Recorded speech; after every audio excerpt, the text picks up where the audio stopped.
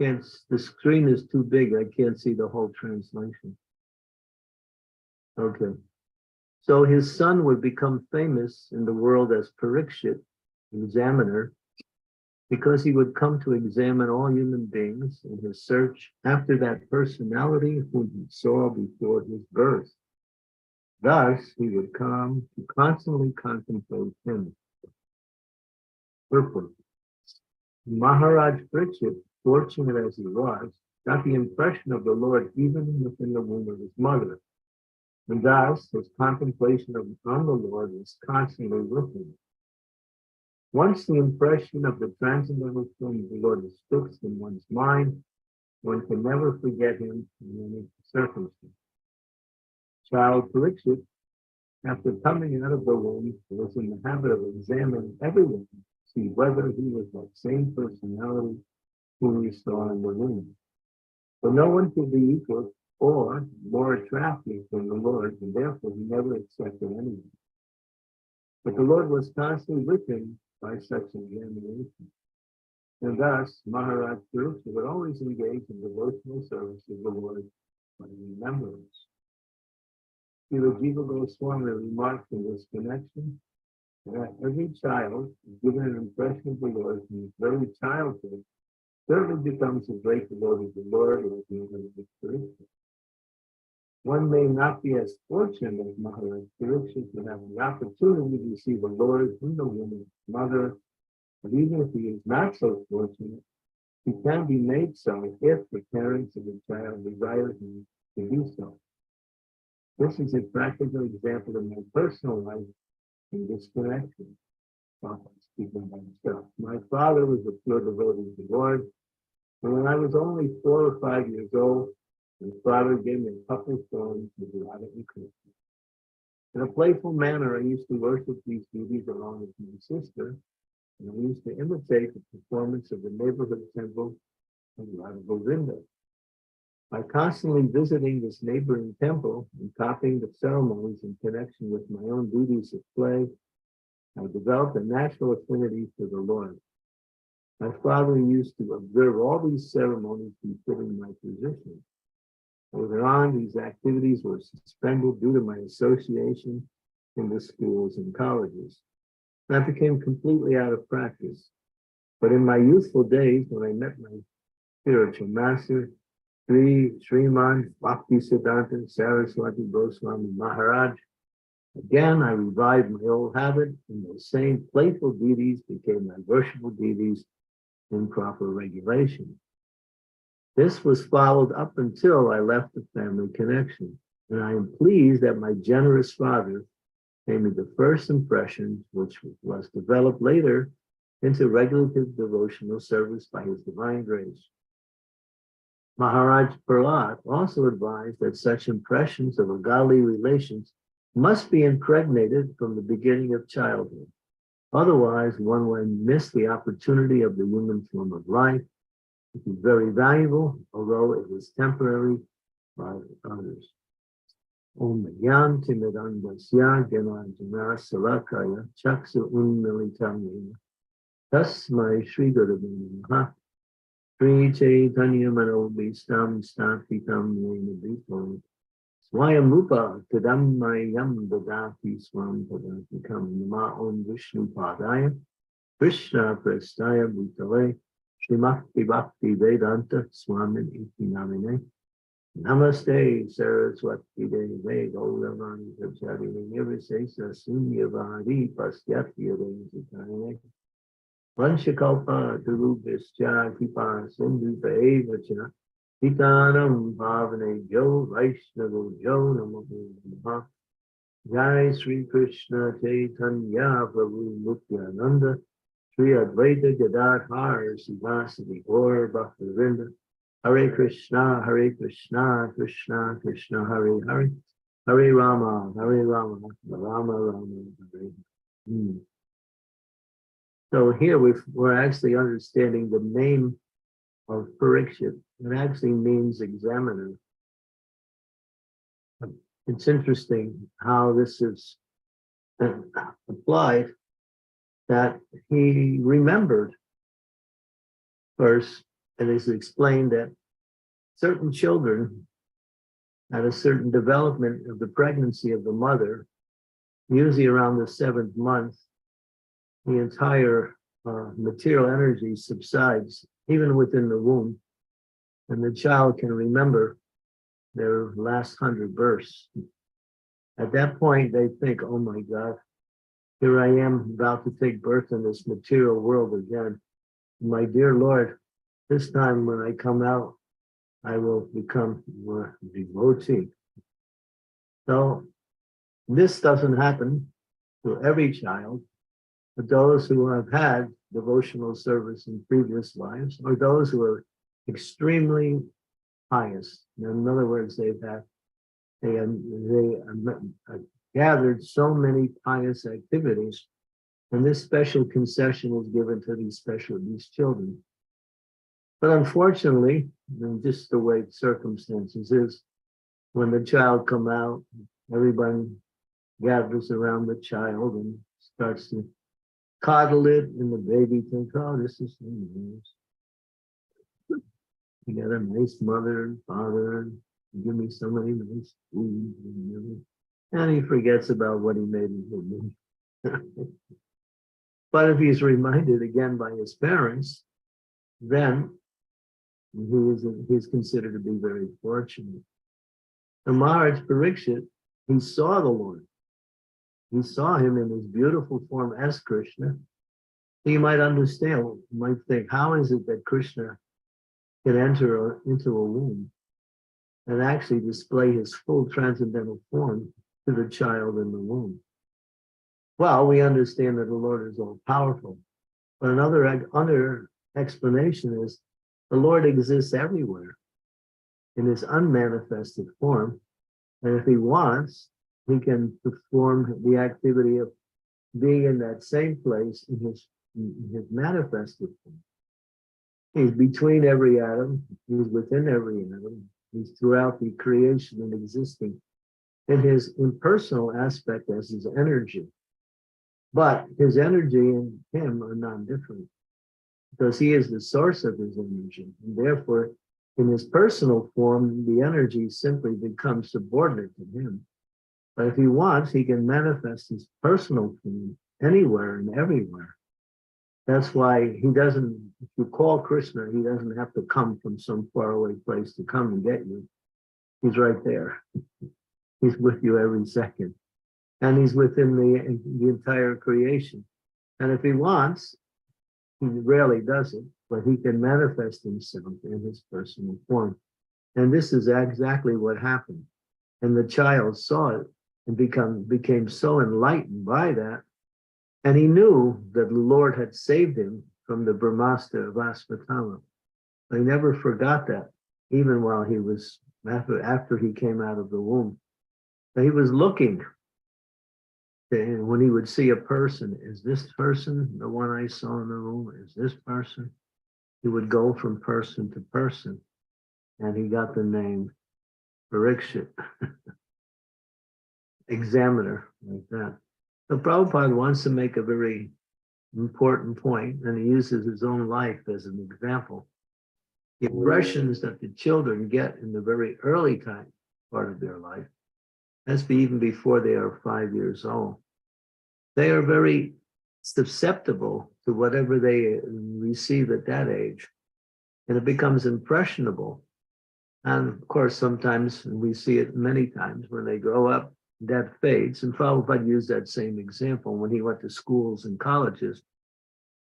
He forgot everything his father gave him when he was 4 or 5 years old. Not didn't forget, but he no longer was focusing on that. He became a follower of Gandhi. He went to college, and he was very active in the Gandhian movement until he met his spiritual master again. And that revived all of the impressions and the experiences he had in his early age.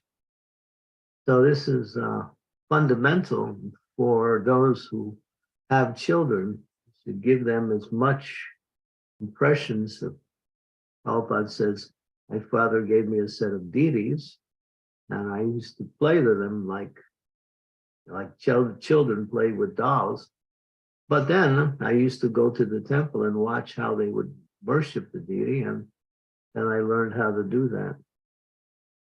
So here we have this example here of how these early parts of one's life are the foundation for the rest of one's life. And people know that too. Something, of course, we forget, but everything we experience in life goes into the subconscious part of our mind. The mind is based on two aspects, conscious and subconscious. The subconscious part of the mind is the greater part of the mind. The conscious part of the mind is the smaller part, in the sense that we only use about 10 to 15% of our mind in a day-to-day activity. If people use more than that, they're considered to be a genius. But most of the experiences we had, not only in this life, but in previous lives, remain in the subconscious. We see there was an experiment they did on British BBT, British Broadcasting Television, many years ago, where they put a lady into hypnosis right on the channel there. And they brought her back in time. But unfortunately, she went to her previous death, and she was remembering how she died in a previous life. And she started to, became really horrified, and they had to stop the experiment. This was done online, in public. So all of these impressions, whatever we've done in life, remain there in our subconscious. That's why when we dream at night, sometimes we get experiences in the dreams that we know we've been there, but we can't connect it to anything in this life, because many of these experiences are simply done in previous lives. So when the consciousness builds in devotional, and more we absorb Krishna consciousness life after life, then the subconscious becomes more and more revealing to the regular consciousness, and then we can remember Krishna all life after life after life. And Prabhupada says, and one who will be finding very difficult to forget Krishna. Krishna is there with them all the time. We even see that when we experience a good kirtan. Sometimes we go to a kirtan festival. We're chanting, we're dancing, we're getting absorbed with the holy name for hours and hours and hours. And then we take rest that night, and the next morning we're still chanting. We're hearing this kirtan again, and we're not even doing anything. It's subconsciously going on in the mind. So this is what we want. We want to remember Krishna all the time. And it says here in this particular verse that Parikshit never forgot the Lord. He was constantly remembering or thinking, trying to find that person who he saw in the Lord.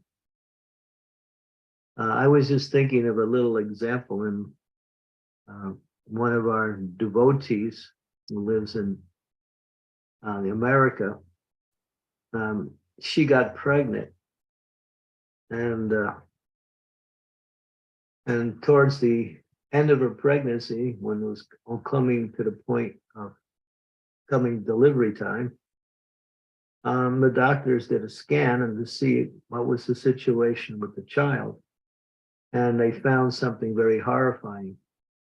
There was a block in the delivery canal, and that block was a very big tumor.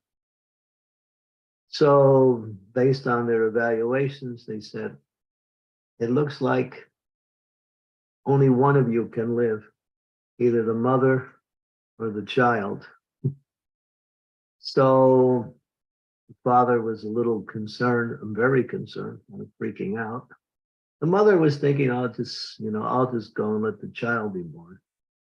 But they went to their spiritual master and they told him the situation. And he said, don't worry, Krishna will arrange everything. I'll pray for you.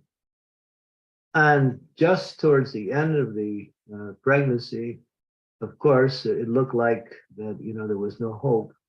When the nurse was doing it, she was shocked, couldn't believe it.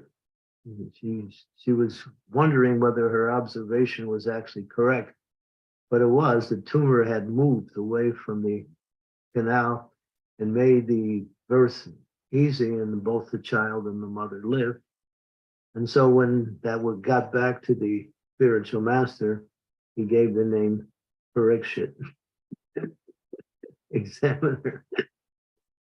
When Krishna came into the womb there and pushed the tumor out, maybe he didn't see it, but it happens. So yeah, this is Krishna consciousness.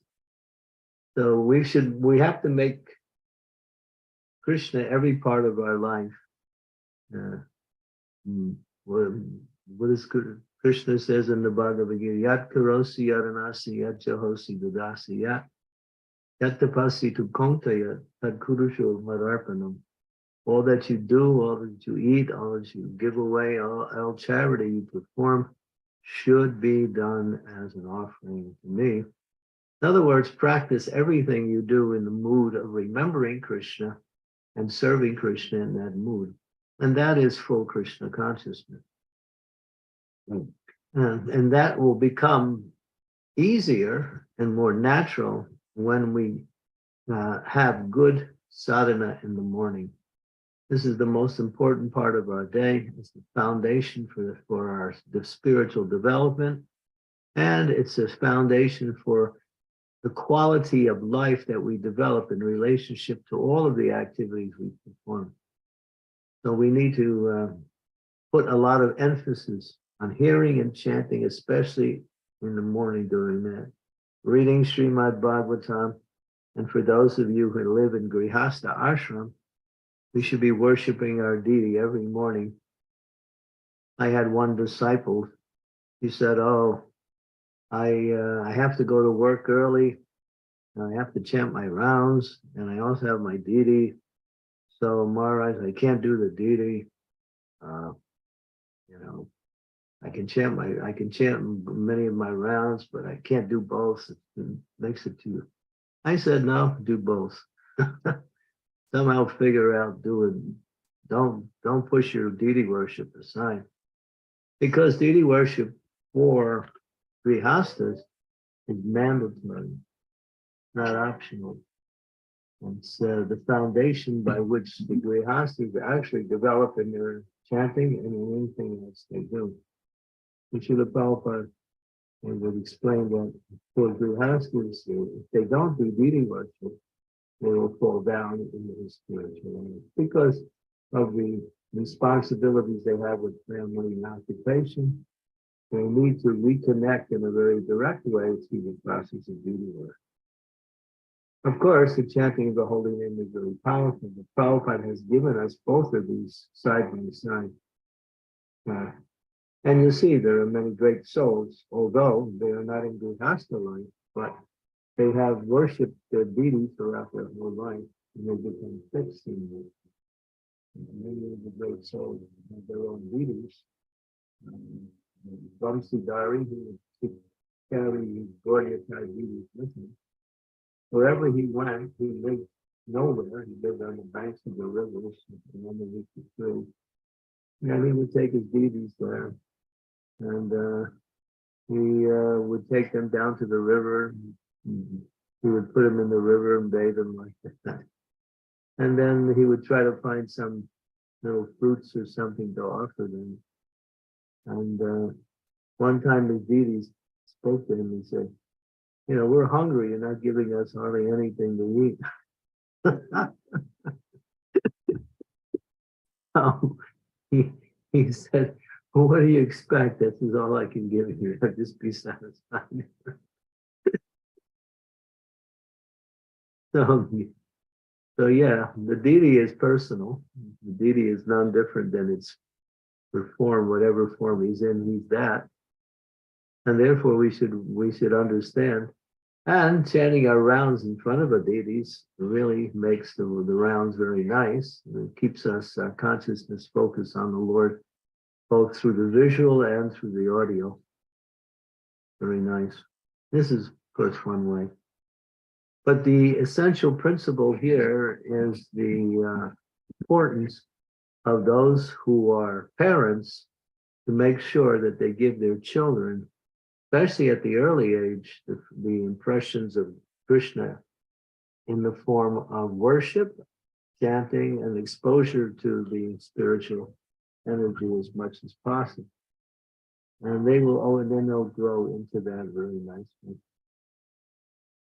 And even if they forget it during their teenage years or even their early youth age, it'll come back to them later on in life. And we see that happens all the time. So it's important like that. And then at the time of departure of the world, whatever they received in their early age really comes back to them full force. So it is our duty as parents or teachers, gurus, to make sure the disciples, the children, the students get as much connection with Krishna through the process of devotional service. And that way, that is the fulfillment of the role of a superior, is to make sure that those who make sure means to encourage them in different ways. Even if they're not encouraged in one way, they can be encouraged in another way. But the encouragement has to be especially for the young. There's one girl, I just met her just recently. She's 9 years old now, and she grew up very strongly in early life in Krishna consciousness. Now she's got terminal cancer. She has about a couple of weeks to live to the day we are speaking right now.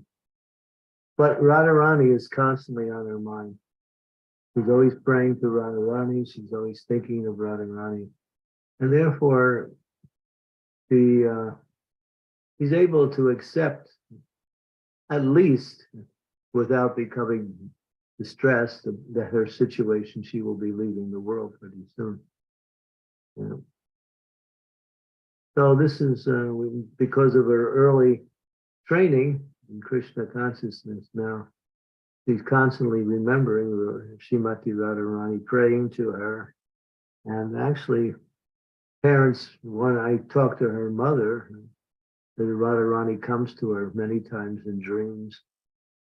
So, yeah, so this is Krishna consciousness, the Lord, and is very merciful. But we may have to make an effort to get that mercy.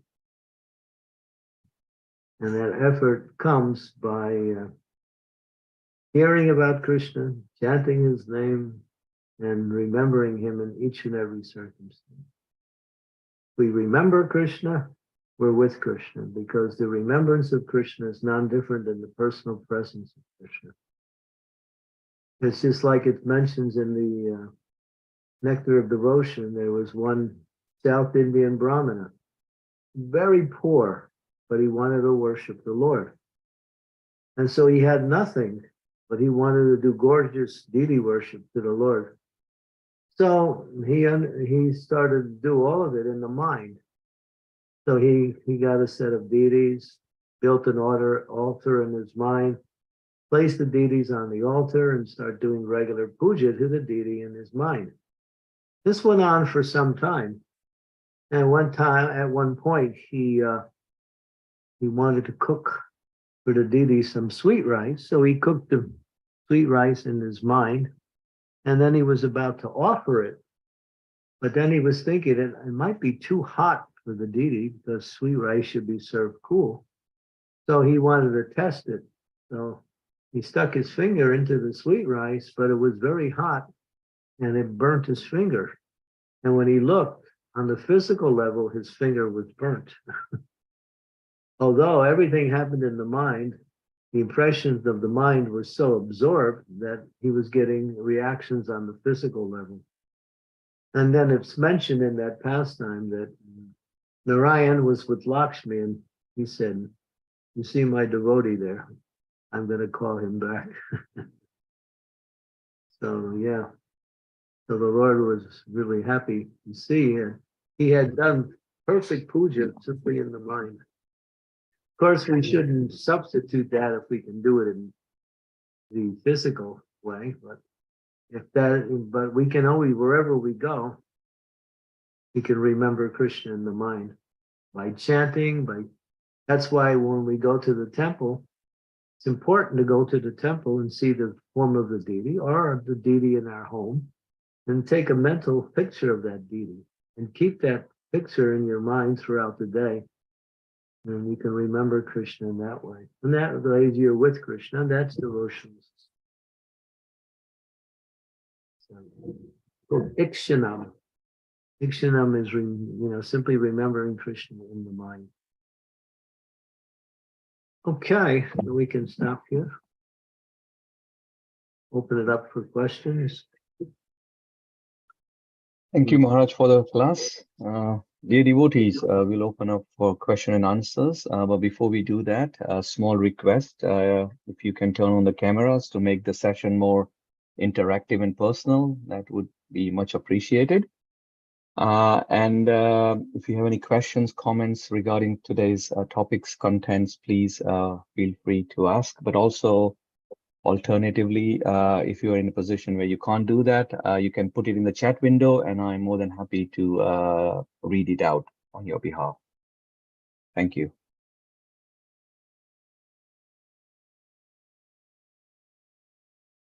Hare Krishna, Gurudev. Thank you very much for that very, very interesting lecture. Thank you so much. Hare Krishna. Yeah.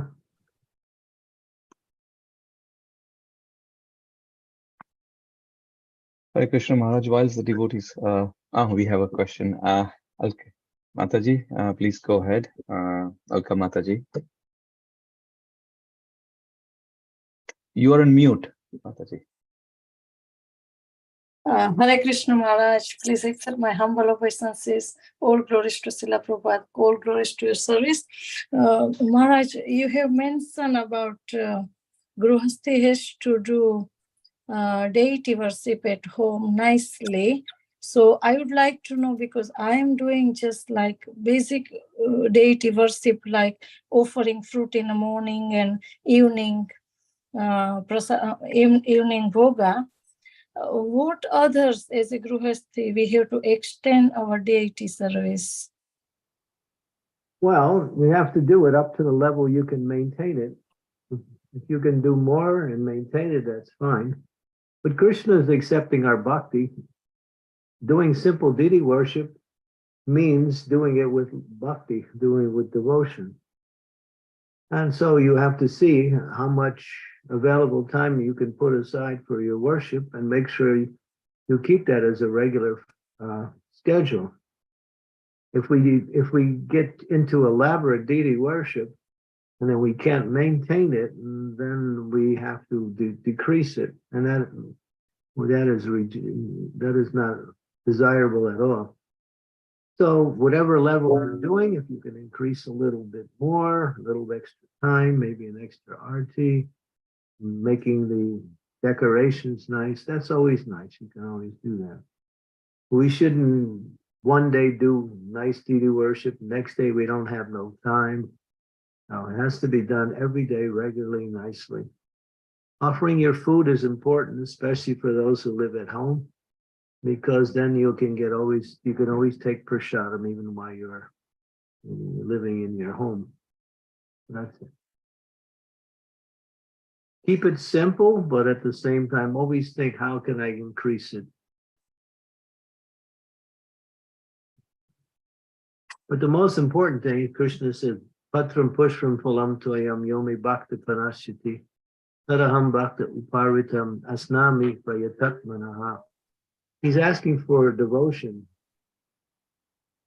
That's what inspires Krishna. That's what Krishna reciprocates by our devotion. So keep the deity worship nice. Do it as nice as you can and offer it with devotion. Okay, thank you, Maharaj. Hare Krishna. Hare Krishna. Thank you, Mataji. Scarlett Mataji, you have a question. Please go ahead and ask.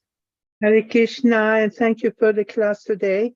I have one minor question and one other somewhat question. Have I understand right that Parikshit Maharaj is, how to say, it's in the lineage of Lord Krishna's descendant? Because the Yudhishthira was cousin to Krishna, and then it counts like lineage of descendant, or I have to understand it wrong. No, he's not in the disciplic succession. No, he's in the Yadu dynasty, and he is in line with the kings. His father was Abhimanyu, who was killed on the battlefield, and Exactly. his grandfather was Arjuna. Yeah, so they were Kshatriyas, and so the lineage is there is Rajarsi. Okay. Krishna saved him from the womb for two reasons. One is because he was a pure devotee, and the second reason, when he was the last heir to the throne. And that's what Tama wanted to destroy, that last heir to the throne, to destroy the lineage in the Yadu dynasty. But Krishna stopped that and saved his life, and therefore later on he became the king of the world.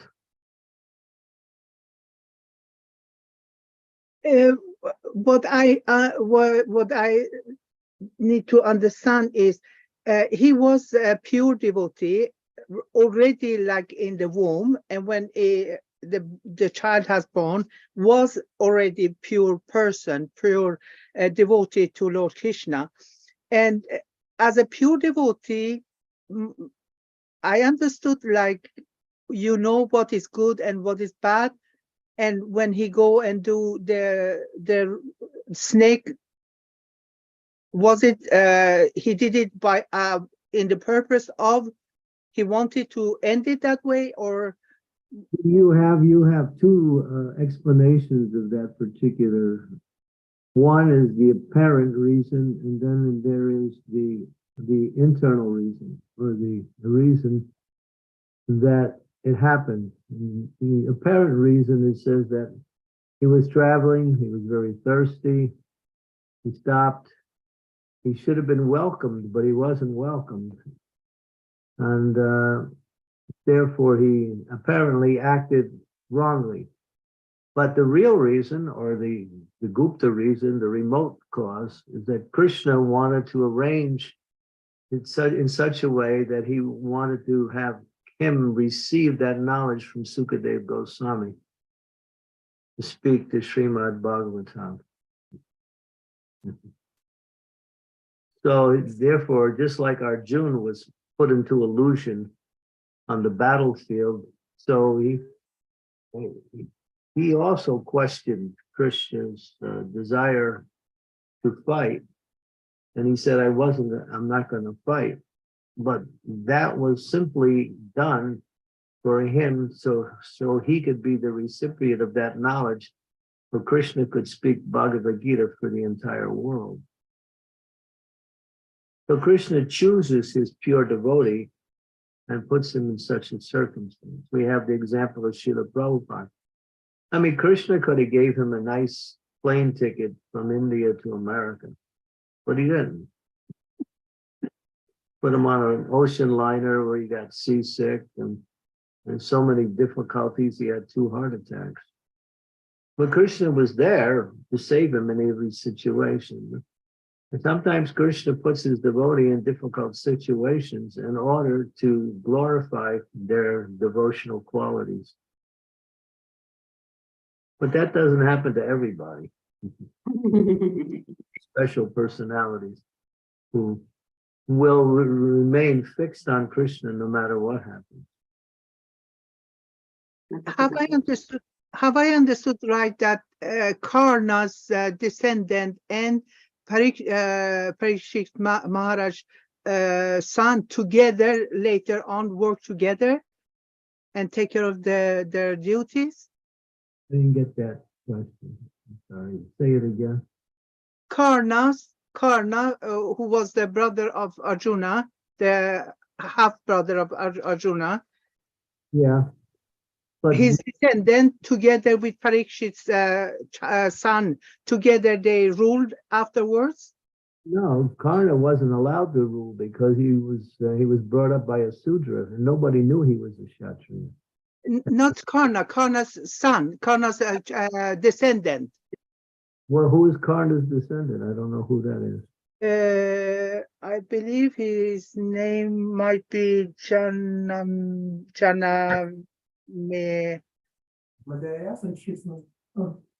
Karna had a son? There might be, but we have not. No, there's no mention that I can remember in the Mahabharata of Karna's son, Okay. because he was killed on the battlefield. He wanted to marry Draupadi, but Draupadi exposed him, saying that he cannot come to my Swayambara because this is only for Kshatriyas. Although he was a Kshatriya, everyone saw him as a Sudra because he was born of Adidev, who was a carpenter. Then I must have misunderstood that he was married and had so many children. Then I have misunderstood the whole thing. Yeah. Thank you. Not Karna.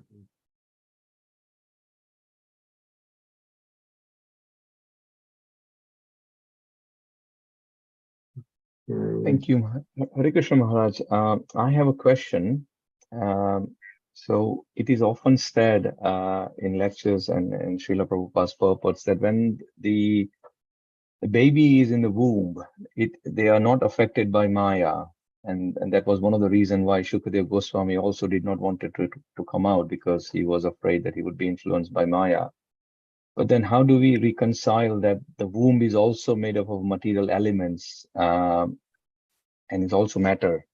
So how come the baby within the womb, which is also matter, is not influenced by Maya, but when the baby comes out, then he or she is influenced by matter and by Maya? How are you not influenced by Maya? You're in the material world because you're engaged in devotional service.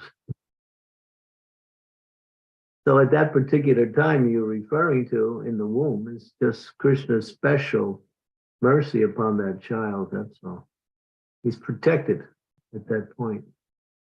But that's just a temporary phase. It happens around the 7th month. That's mentioned in the 4th canto of Bhagavatam. So even devotees who live in the material world doesn't mean we're affected by Maya because we're in the material world.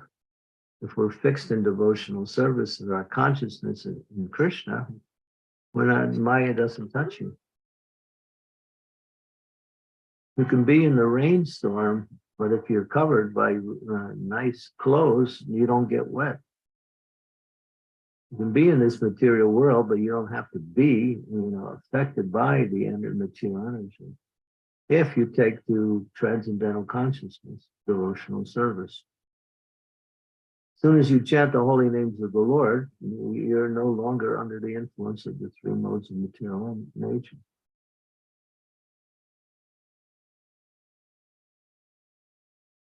Thank you, Maharaj. So Maharaj, just a further clarification for me. So does this apply to all the children within the womb, that they are in the womb but not affected? No. It's mentioned in that 4th canto. Only certain children have special concession.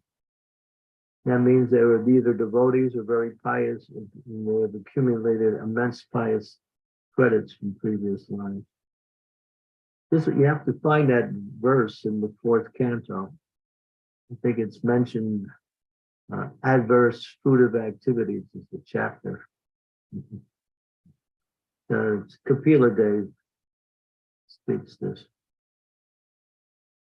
Thank you, Maharaj. I will look it Yeah, up. but it's not every child, no. It's just certain children get them. Thank you, Maharaj. Mhm. Sridevi Mataji, you have a question? Please go ahead. Thank you. Dear Guru Maharaj, I want to ask about how Maharaj Parikshit, in spite of being a very powerful emperor and having all the opulence of the world, beautiful queens, treasury, horses, army, palaces, sons, etc., he just left everything when he realized that the moment of death is 7 days away and completely absorbed himself in hearing the Srimad Bhagavatam. So now we are encouraged to remember that death can come any moment. We don't even know if we have 7 minutes, as Prabhupada said. So how we can get detached like that? Because our material attachments are so deep and so pervasive. Sometimes we don't even know how deep our attachments are. So how we can be in that state of preparedness by being detached and fully absorbed in Krishna consciousness? Well, that's the process.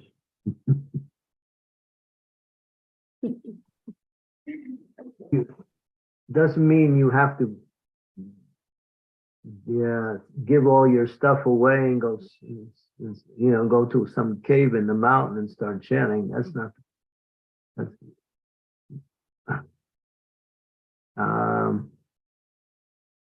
You have to see everything in relationship. That nothing belongs to you anyway. Everything has been given to you. You think that you deserve whatever you have, then you think it's yours, and you think you have a right to enjoy it. So you have to realize, Krishna says that, Bhumirapana bayu kamana buddha evachara hankarti iti mame bina prakriti astada.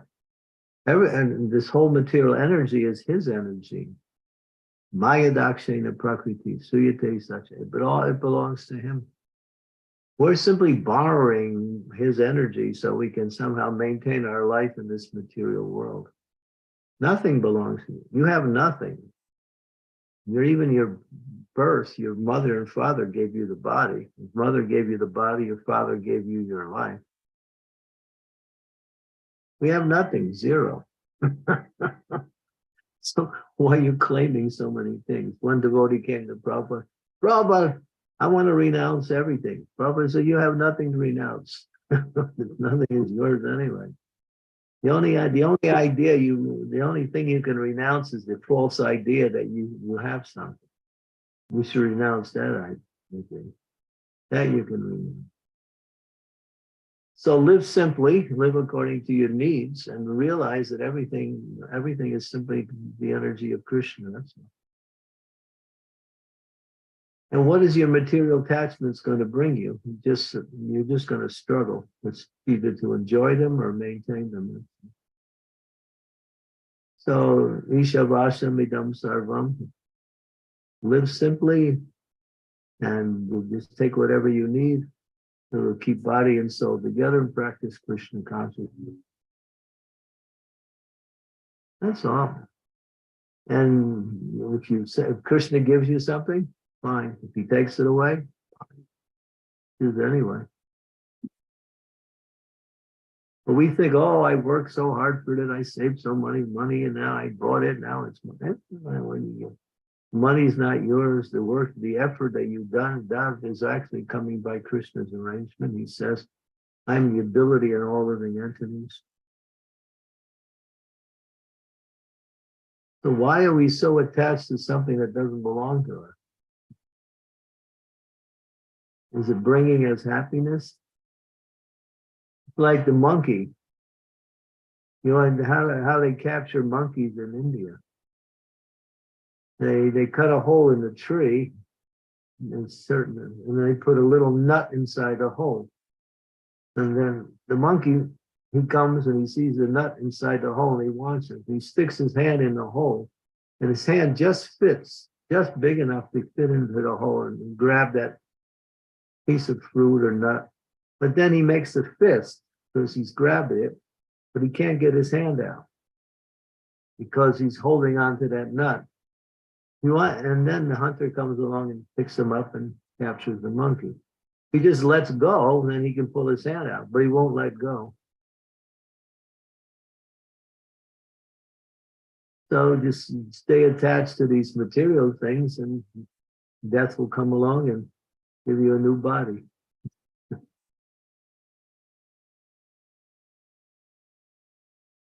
Maybe a monkey's body. So you can grab things wherever they are.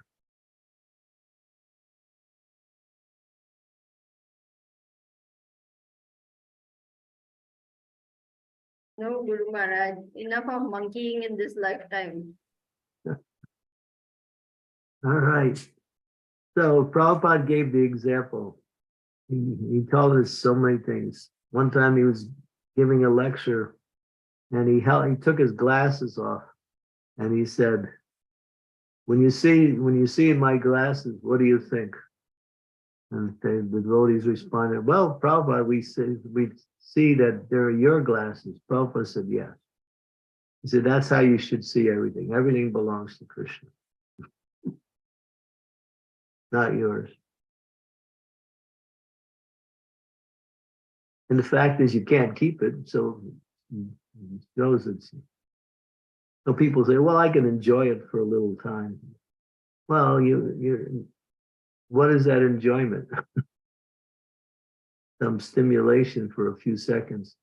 Real enjoyment is our connection with Krishna and devotional service. Then the soul experiences the happiness which is intrinsic to its nature. And that is our relationship with Krishna. That's enjoyment. That's happiness.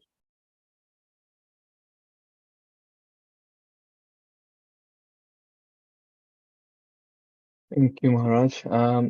Scarlett Mataji has her hands up. Mataji, do you want to go ahead and ask? Yes, please. Could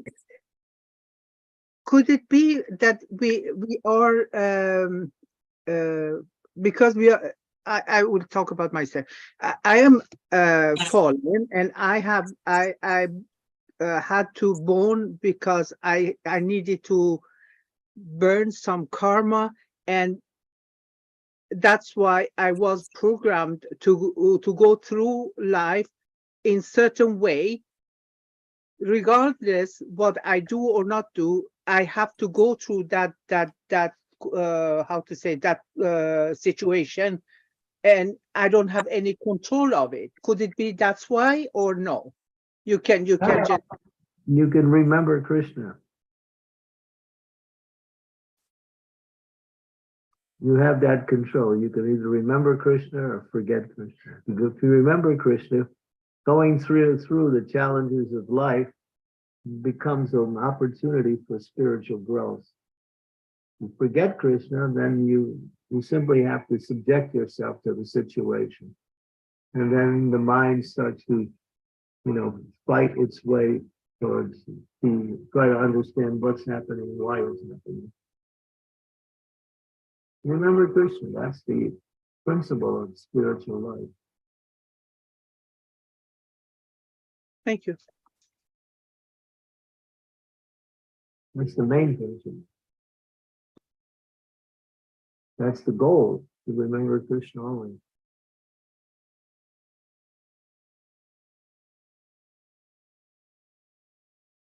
Okay, we're coming up to the hour. Yes, Maharaj. If there's no further questions, we can conclude. That's okay, Maharaj.